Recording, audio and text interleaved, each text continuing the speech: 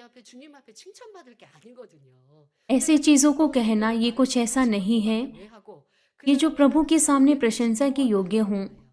क्यों 나는 हमें 이런 दूसरों को 사람에게 पीड़ा 칭찬받고 देना है या फिर 기뻐하고 किसी दूसरों को मुश्किल समय 그래야 देना है? 그러니까 그것이 그만큼 내 마음 그릇이 작으니까요. 내 마음에 그런 때로는 ऐसे 모함이나 लोग जिनका मन 거짓말이나 सकरा है, जब उनकी निंदा की 내가 जाती 즐거움을 है, 담을 जब वो 수가 बुरी 없는 अफवाहों 거예요. को सुनते हैं, 담아서 자기 스스로가 तो 잘 फिर वो ऐसे लोगों को अपने हृदय में नहीं रख सकते 꾸물거리면 जब वो 답답해지잖아. अफवाहों को फैलाते हैं। हमें क्या करना है?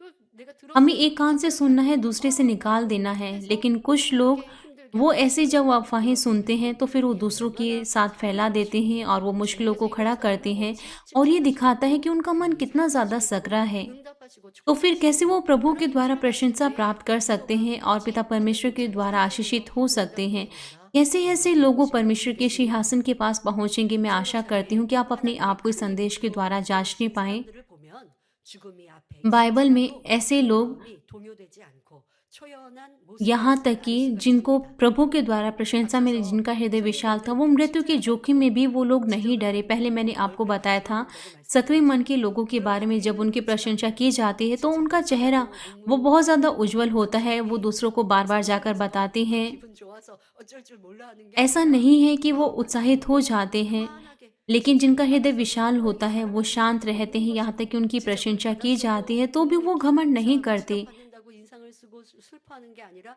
웃음을 지으면서 감사로 기쁨으로 받으며 यहाँ तक कि जब 주님 उनको 지금 डांट 어떤 मिलती 문제 है तो 아무 भी वो 문제도 खुश होते 없이 हैं और वो खुशी 평안하게 के साथ 살아가고 ग्रहण 있는 करते 거예요. हैं। 그런데 그 इसीलिए 앞에 ये ऐसा 문제도 दिखता है 있을 कि 때 वो 있고 हमेशा 어려움도 있고 शांति में 문제도 होते हैं। 있는데 주변에 있는 사람들은 몰라요.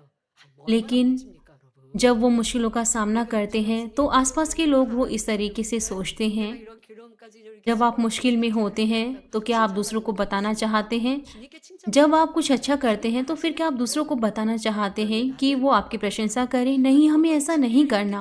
केवल 들었으면 प्रभु को ही पता 여러분의 होना चाहिए और 부모님이 हमें 하시는 प्रभु के द्वारा 말씀하시는 प्रशंसा 거죠. को सुनना है। 누군가 여러분들에게 हमें इस 이런 बात को भी 괴로움이 많아. 누가 हमें 날 ध्यान 이렇게 देना है कि हम 괴롭게 किन 했어. चीज़ों 라고 को सुन रहे 말하고 हैं। 있으면 그 사람 말을 들어주라고요. 권면하라고요.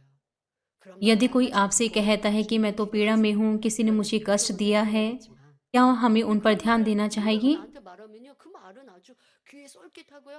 लेकिन कुछ 그것을 ऐसे 지금 लोग 평안을 हैं 주고 जो 있는데 उनकी बातों पर बहुत ज़्यादा ध्यान देते हैं। 빚을내 말을 하고 있거든요. 내 편 지금 내 कुछ 편이라고 ऐसे लोग हैं जो 얘기하고 इस सत्य की 있는 बातों पर बहुत ज़्यादा ध्यान देते हैं 그러다가 죄악 가운데 और 빠지는 वो भी 것이에요. जब ऐसे शब्दों को 여러분 सुनते 그러지 हैं 맙시다. तो वो भी 우리는 पाप की 선지자들은 मार्ग पर 어떤 और बुराई की 괴로움을 मार्ग पर 당해도 चले 그 जाते हैं। 괴로움 앞에도 감사하고 기뻐했던 것을 우리는 잘 हमारे 알죠. जो विश्वास के पूर्वज थे 베드로, 사도 바울, 믿음의 선진들, 초대교회 성도들 주님을 전하다 감옥에 갇혀도 और जो शुरुआती 어찌했어요? कलीसियाओं के 기쁨으로 लोग थे 승리의 और हमारे विश्वास के पूर्वज, यहाँ तक कि वो ऐसी स्थिति का सामना किया जहाँ पर आनंद के साथ स्थिति थी, तो भी उन्होंने अपने आप की शेखी नहीं मारी। 주님을 हमारे 위해서 प्रभु ऐसे 열심히 लोगों के 충성하고 साथ वो 하시다가 खुश होते 이렇게 हैं 감옥에 और हमारे 갇혔어요. विश्वास के पूर्वज, 이런 말도 덕이 यहाँ 아니라 तक कि उन्होंने प्रभु के बारे में 여러분 प्रचार 같지만 किया, 여러분 वो यहाँ तक कि उनको जेल में डाल दिया गया। 일을 하다가 뭐 하나님 일을 열심히 했는데 제가 जब हम लोगों की 신문을 गवाहियाँ 신문을 सुनते हैं 보는데 तो कुछ लोग 그렇다고요. कहते हैं 이거는요 상급까지도 깎아버린다고요. कि मैंने 여러분들의 बहुत 영광의 ज़्यादा 복음을 मेहनत 전하고 करके 새로운 सड़कों पर 세상을 सुसमाचार का प्रचार किया, इसलिए मुझे चोट लग गई। लेकिन ऐसी चीज़ें कहते हुए, 삶에도 내 마음과 생각이 하나님의 영광을 ऐसी 위하는가? स्थिति में 아니면 그렇지 उन्हें 않은 चीज़ों को 것인가? बुद्धिमानी के 라고 साथ कहना है। उन्हें अपने आप को जांचना है कि क्या वो परमेश्वर का आदर कर रही हैं या वो परमेश्वर का अनादर कर रही हैं। हमें इस बात को जानना है कि आप परमेश्वर के द्वारा कितना प्रेम पाते हैं और कलीसिया के द्वारा 자, 여러분 마찬가지로 क्या 아무리 परमेश्वर के द्वारा प्रेम 앞에 पाने 있을 के 때도 योग्य हैं या 그렇게 नहीं। 좋은 감정을 드러내거나 इसलिए जो हमारे विश्वास के पूर्वज हैं, यहाँ तक कि उनके पास आनंद की स्थिति थी तो भी वो उत्साहित, इतने ज़्यादा उत्साहित नहीं हुए, उन्होंने अपने आप की शेखी नहीं मारी। 크게 기뻐하고 조그마한 यहाँ तक कि जब हम 실수나 छोटी सी बात पर इतने ज़्यादा उत्साहित हो जाते हैं और जब हमको डांटा जाता है तो हम निराश हो जाते हैं, तो हम सक्रिय मन के मनुष्य हैं। 당장 눈앞에 벌어지는 यदि हम 상황에서 तुरंत ही उत्साहित हो जाते हैं किसी स्थिति में जो हमारी आंखों के सामने होती है, लेकिन जब ऐसी स्थिति आती है जब हम मुश्किल में होते हैं, हम भरपूरी को खो देते हैं, तो ये भी इस बात का संकेत है कि हमारा हृदय वो सकरा है। जिस प्रकार से जो पानी है वो छोटे पात्र में जल्दी से उबल जाता है, जल्दी से ठंडा हो जाता है, लेकिन जो बड़ा पात्र होता है उसमें पानी बहुत देरी से गर्म होता है और देरी से ही ठंडा होता है। इसी तरीके से जिनका मन सकरा है, इतना ही ज़्यादा वो दूसरों के सामने अपने आप की शेखी मारता है। कुछ लोग वो अपने ज्ञान को, अधिकार को वो दूसरों को दिखाते हैं, लेकिन जबकि कुछ ऐसे होते हैं जो दूसरों को नहीं दिखाते, हालांकि वो बहुत सी चीज़ों को जानते हैं, वो अपने आप को नियंत्रित करते हैं। और बाइबल में भी हम बुद्धिमान व्यक्ति को देख सकते हैं जो कि दानियल है।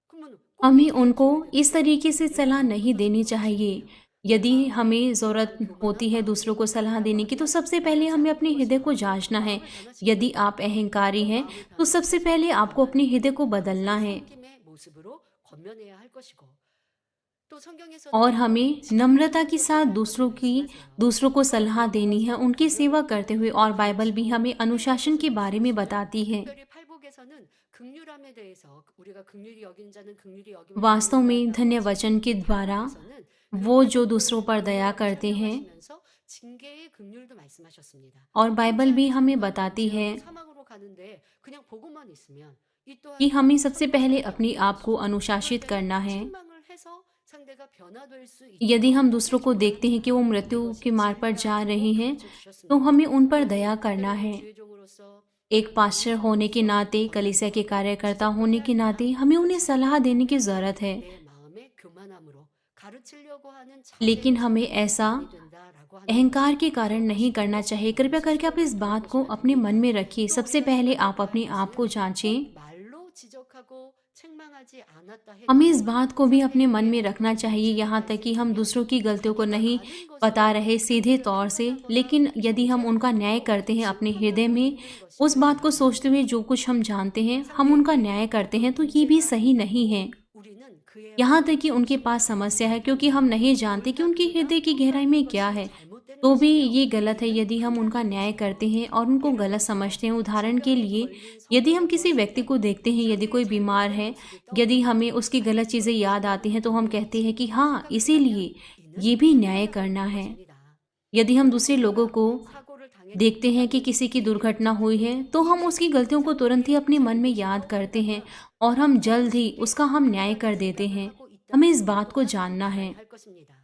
하지만 우리 주의 종님들은 문제가 있고 लेकिन 사고를 हमारे 당하고 पास्टर्स, 질병을 당한 성도를 만나면 신방을 해서 문제를 यदि 해결해 जो 드립니다. लोग पास्टर हैं, जब वो ऐसे लोगों 그러니 से मिलते हैं 지역사회와 जिनकी 또한 दुर्घटना हुई है, 질병 तो 어떤 पास्टर्स को 문제가 उनके पास 왔다. जाना 내가 है। 육적으로 문제가 왔다라고 यदि 한다면 वो किसी 그것은 समस्या का सामना 영적으로 कर रहे 잘못된 हैं, 것이 있기 때문에 죄의 담이 있기 때문이에요. तो फिर वहाँ 그러니 पर कोई ना 신방을 할 कोई 때에는 आत्मिक कारण 그가 होगा 어떤 죄의 담을 जिसकी 허물하고 वजह से वो 있는지 उन चीज़ों का 정확하게 सामना कर रहे हैं। 알아서 가르쳐 इसलिए 줘야 하는 것이 पास्टर्स को 주의 इस 종의 बात को 역할입니다. जानना है कि 그것을 उनके 하지 पास कौन 말라고 सी 하는 पाप की 것도 दीवार है, किस 그것을 प्रकार के 못하는 पाप उनके 종이라면 पास हैं। 문제 ये 문제가 पास्टर्स का 있죠. कार्य है। 왜 यदि 그러세요? पास्टर ऐसे 그런 कार्यों को नहीं 성도가 करेंगे, तो 그런 फिर वो 내가 왜 पास्टर्स 잘못한 नहीं 건지 हैं। 모르고 있어요. 주의 अगर हम कहें 종들한테 कि यदि 질병 उनका कोई 왔다라고 सदस्य 내 समस्या में 질병 है, 치료받기 위해서 기도해 या 주세요. फिर उनका 그러니까 सदस्य 선생님 बीमार 그동안 है, 난 질병을 치료 못 받았는데요 라고 한다면 얼마나 답답하겠습니까?